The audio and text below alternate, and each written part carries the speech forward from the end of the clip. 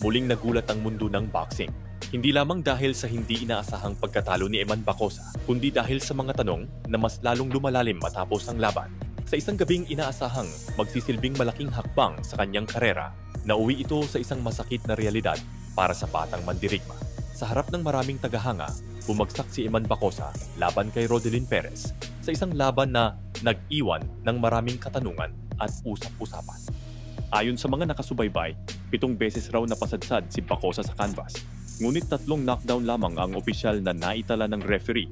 Isang eksenang agad naging sentro ng diskusyon sa social media at mga boxing circles. Ngunit habang pinag-uusapan ng marami ang nangyari sa loob ng ring, isa namang mas personal na isyu ang biglang umusbong sa labas nito.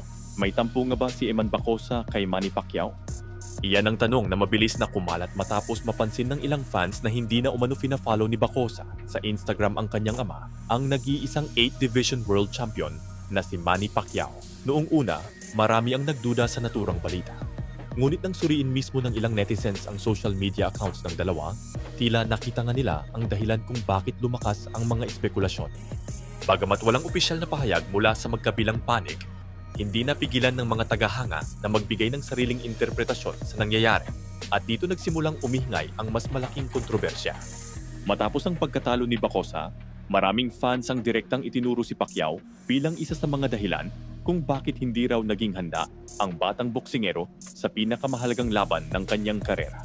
Ayon sa mga kritiko, tila mas nakatuon daw si Pacman sa paggabay sa anak niyang si Chimuel Pacquiao, habang si Eman Bacosa naman ay tila naiwan sa sarili nitong kampo. Dahil dito, naging mabigat ang batikos na tinanggap ni Pacquiao sa social media.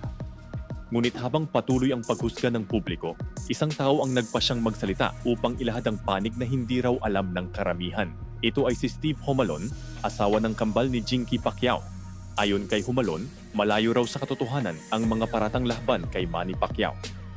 Sa kanyang pahayag, sinabi niyang mismong si Pacquiao raw ang nag-utos sa kanyang matagal ng kaibigan at dating trainer na si Buboy Fernandez upang tulungan at gabayan si Eman Bacosa sa kanyang paghahanda bilang boksingero. Ngunit ayon kay Humalon, dito na raw nagsimula ang problema. Anya, hindi raw pumayag ang stepfather ni Bacosa na magkaroon ng aktibong papel si Buboy sa pagsasanay ng binata. Sa halip na tuluyang makialam, pinili umano ni Pacquiao at Fernandez na igalang ang desisyon ng kampo ni Bacosa.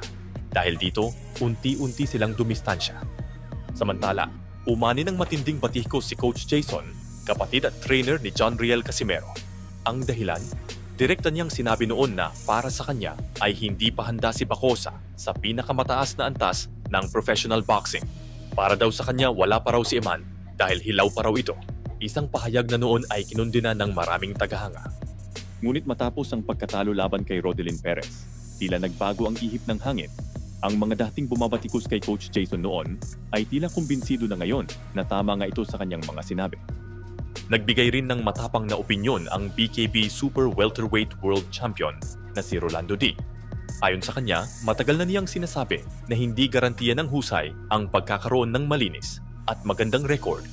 Sa modernong boxing umano, may mga pagkakataong napoprotektahan ang record ng ilang fighters sa pamamagitan ng maingat na pagpili ng mga kalaban.